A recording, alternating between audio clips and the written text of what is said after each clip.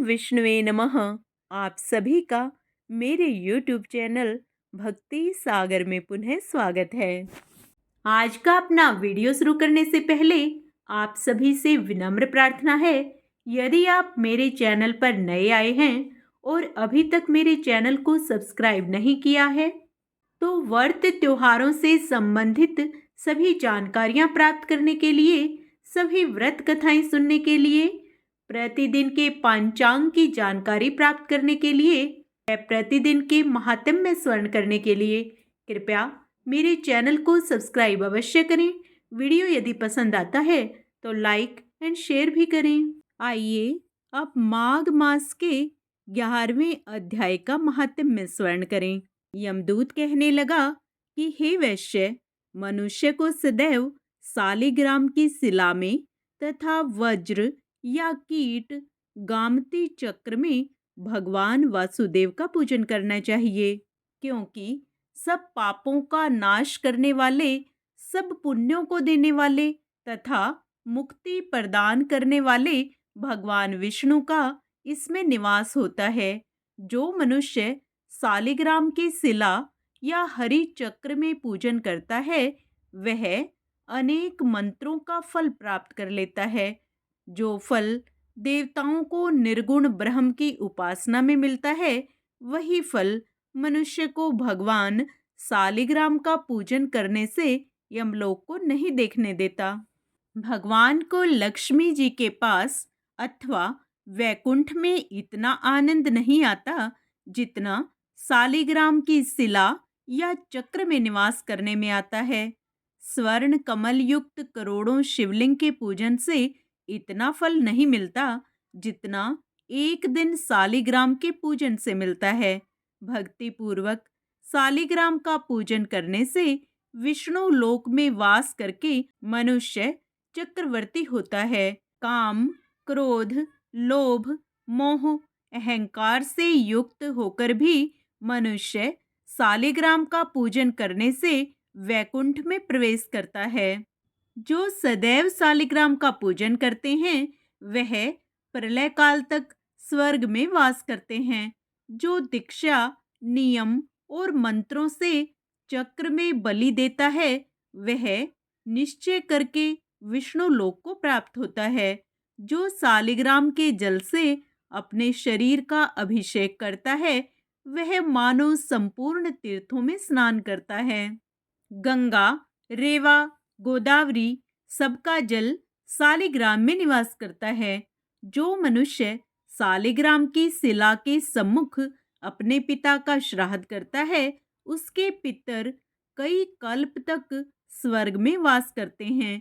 जो लोग नित्य सालिग्राम की शिला का जल पीते हैं उनके हजारों बार पंचगव्य पीने से क्या प्रयोजन। यदि सालिग्राम की शिला का जल पिया जाए तो सहस्त्रों तीर्थ करने से क्या लाभ। जहाँ पर सालिग्राम है वह स्थान तीर्थ स्थान के समान ही है। वहाँ पर किए गए संपूर्ण दान होम करोड़ों गुना फल को प्राप्त होता है। जो एक बूंद भी सालिग्राम का जल पीता है वह माता के सतनों का दुग्धपान नहीं करता, अर्थात गर्भाशय में नहीं आता। सालिग्राम शिला में जो कीड़े मकोड़े एक कोस के अंतर पर मरते हैं वह भी वैकुंठ को प्राप्त होते हैं। जो फल वन में तप करने से प्राप्त होता है वही फल भगवान को सदैव स्मरण करने से प्राप्त होता है। मोहवश अनेक प्रकार के घोर पाप करने वाला मनुष्य भी भगवान को प्रणाम करने से नरक में नहीं जाता। संसार में जितने तीर्थ और पुण्य स्थान हैं भगवान के केवल नाम मात्र के कारण से प्राप्त हो जाते हैं। इस प्रकार माघ मास महात्म्य का 11वां अध्याय समाप्त होता है। माघ मास के 12वें अध्याय के महात्म्य का पाठ हम अपने कल के वीडियो में करेंगे। पूर्ण पुण्य लाभ प्राप्त करने के लिए आप उसे भी अवश्य स्मरण करें। जय श्री हरि। विष्णु भक्ति की श्रृंखला में आज हम एक अन्य कहानी सुनेंगे कि किस तरह भगवान अपने भक्त के लिए चक्की चलाने भी आ गए। उत्तरपुरा गांव में एक गरीब बुढ़िया गोमती देवी रहती थी। उसका एक बेटा चंद्रभान और उसकी पत्नी चंचल थी। गोमती देवी भगवान विष्णु की भक्ति किया करती थी। वह सुबह उठकर स्नान आदि करती और पूजा की थाली लगाकर भगवान का भोग लगाती थी। यह सिलसिला कई वर्षों से चल रहा था। भगवान विष्णु की कृपा से चंद्रभान का व्यापार अच्छा चलने लगा। एक दिन उसने अपनी माँ से कहा, माँ, आपके आशीर्वाद से मेरा व्यापार बहुत अच्छा चल रहा है। अब हमने नया घर ले लिया है। कुछ दिन बाद हम वहाँ चले जाएंगे। तब गोमती देवी ने कहा, यह तो बहुत खुशी की बात है बेटा, लेकिन तूने नए घर में भगवान का मंदिर बनवाया है या नहीं? यह सुनकर चंचल ने कहा, माँ जी, आप सारा दिन पूजा करती रहती हैं, वहाँ भी आप यही सब करेंगी, इसलिए हमने सोचा है आप यहीं रहें। हम आपको खर्चा भेज दिया करेंगे। नए घर में केवल हम दोनों जा रहे हैं। यह सुनकर गोमती देवी को बहुत आश्चर्य हुआ। बहू ने कहा, आप इतने बड़े घर में जाकर क्या करोगे? गोमती देवी रोने लगी, लेकिन दोनों बेटे बहू उन्हें छोड़कर चले गए। गोमती देवी फिर रात में भगवान विष्णु से प्रार्थना करने लगी, हे भगवान, मेरा बेटा नासमझ है, उसे कोई दंड नहीं देना। एक दिन उसे अपनी गलती का एहसास जरूर होगा और वह आपकी शरण में आ जाएगा। उसे माफ कर दीजिए। अगले दिन से गोमती देवी सुबह स्नान करके भगवान के लिए प्रसाद बनाती और भगवान श्री हरि का भजन पूजन करके प्रसाद ग्रहण करती। कभी कभी वे अपने लिए खाना बनाती, कभी केवल प्रसाद खाकर ही संतोष कर लेती। एक दिन गोमती देवी घर के बाहर बैठी थी। तभी उसके पड़ोस की एक औरत आई और जाते समय उनसे पूछने लगी, माँ जी, आपके बेटे ने आपको नहीं बुलाया? चंद्रभान ने पूरे गांव को दावत दी है अपने नए घर की। तब गोमती देवी ने कहा, जो मेरे श्री हरि का ना हो सका वह मेरा भी कुछ नहीं। अब मुझे उससे कोई मतलब नहीं है। यह सुनकर वह औरत चली गई। इसी तरह दिन बीतते गए। गोमती भगवान का प्रसाद खाकर ही संतुष्टि कर लेती। एक दिन गोमती देवी भगवान की पूजा करने के बाद उनके सामने बैठकर रोने लगी। उन्होंने कहा, प्रभु, अब इस संसार से मन भर गया है, अब मुझे अपनी शरण में ले लीजिए, और कितना कष्ट सहना होगा मुझे। तभी वह भगवान के प्रसाद के लिए हलवा बनाने लगी तो देखा आटा खत्म हो चुका है। उन्हें ध्यान आया कि कुछ गेहूं पड़े हैं। वे गेहूं लेकर चक्की के पास पीसने बैठ गई, लेकिन कमजोरी के कारण उनसे चक्की चल ही नहीं रही थी। यह देखकर उनकी आंखों में आंसू आ गए। उन्होंने कहा, प्रभु, आज मेरा शरीर साथ नहीं दे रहा है, मेरा नियम टूट जाएगा। मेरे श्री हरि भूखे रहें यह मैं नहीं देख सकती। मुझे शक्ति दो प्रभु, जिससे मैं आपका भोग बना सकूं। यह कहकर उन्होंने फिर कोशिश की, लेकिन चक्की घूम ही नहीं रही थी। एक बार और कोशिश करके वे हार गई और रोने लगी। तभी नीले प्रकाश से पूरा घर भर गया और उन्होंने देखा भगवान श्री हरि विष्णु स्वयं चक्की चला रहे हैं। गोमती देवी यह देखकर आश्चर्यचकित हो गई। तब भगवान ने कहा, मैया, क्या देख रही हो? मुझे भूख लग रही है, इसमें गेहूं डालो। गोमती देवी को तो होश ही नहीं था। वे रोते रोते चक्की में गेहूं डाल रही थी और भगवान विष्णु गेहूं पीस रहे थे। जब गोमती देवी को सुध आई तो वे प्रभु के चरणों में गिर गई। भगवान ने कहा, आज तुम्हारी तपस्या सफल हो गई, मांगो, क्या मांगना है? गोमती देवी ने कहा, मुझे अपने चरणों में स्थान दीजिए प्रभु, और कुछ नहीं चाहिए। भगवान श्री हरि ने उन्हें आशीर्वाद दिया। गोमती देवी पहले जैसी स्वस्थ हो गई। भगवान ने कहा, मेरा भोग कहाँ है मैया? यह सुनकर गोमती देवी ने हलवा बनाकर भगवान को दिया। भगवान श्री हरि ने बैठकर हलवा खाया और कहा, मैया, मेरा मन भर गया तुम्हारे भोग से। अभी संसार में तुम्हारा कुछ समय बाकी है, उसके बाद तुम्हें वैकुंठ की प्राप्ति होगी। आज से तुम्हें यहाँ कोई कष्ट नहीं होगा। यह कहकर भगवान श्री हरि अंतर्ध्यान हो गए। तभी वह छोटा सा घर सुंदर महल बन गया और उसमें अन्न धन के ढेर लग गए। भगवान की कृपा से नौकर चाकर काम करने लगे। भगवान विष्णु के बारे में सुनकर चंद्रभान और चंचल रोते हुए आए और माँ के चरणों में गिर पड़े। गोमती देवी ने उन्हें माफ कर दिया और वे सब साथ साथ रहकर भगवान श्री हरि विष्णु का गुणगान करने लगे। इस प्रकार प्रभु अपने भक्त के लिए कहीं भी खींचे चले आते हैं। यदि हम सच्चे मन से भक्ति करते हैं तो प्रभु श्री हरि को प्राप्त करना कोई कठिन कार्य नहीं है। जय श्री हरि। आइए अब विष्णु चालीसा का पाठ करते हैं। विष्णु सुनिए विनय, सेवक की चितलाए, कीरत कुछ वर्णन करूं, दीजिए ज्ञान बताए। नमो विष्णु भगवान खरारी, कष्ट न सावने अखिल बिहारी। प्रबल जगत में शक्ति तुम्हारी, त्रिभुवन फैल रही उजियारी। सुंदर रूप मनोहर सूरत, सरल स्वभाव मोहिनी मूरत। तन पर पीतांबर अति सोहत, बैजंती माला मन मोहत। शंख चक्र कर गदा विराजे, देखत दैत्य असुर दल भाजे। सत्य धर्म मद लोभ न गाजे, काम क्रोध मद लोभ न छाजे। संत भक्त सज्जन मन रंजन, धनुज असुर दुष्टन दल गंजन। सुख उपजाए कष्ट सब भंजन, दोष मिटाए करत जन सज्जन। पाप काट भव सिंधु उतारण, कष्ट नाश कर भक्ति उबारण। करत अनेक रूप प्रभु धारण, केवल आप भक्ति के कारण।